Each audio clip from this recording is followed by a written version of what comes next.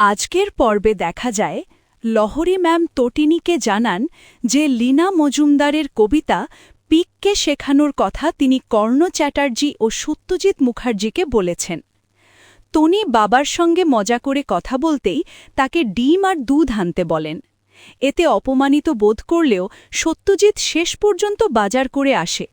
এরপর টনি কর্ণ চ্যাটার্জিকে জানায় তার ছেলে লাট্টুর কাছে ক্ষমা চাইতেই হবে, নইলে কোর্ট কেস থেকে মুক্তি মিলবে না। এই কথা শুনে কর্ণ রেগে যায়, তবে বুঝতে পারে পরিস্থিতি গুরুতর। ঠিক তখনই জিৎ মুখার্জি ফোন করে সতর্ক করে বিজিতের লোকেরা কর্ণ আর সত্যজিৎকে টার্গেট করেছে। ভয় পেয়ে গেলে ছোট্ট পিক ছড়া বলে সাহস যোগায়।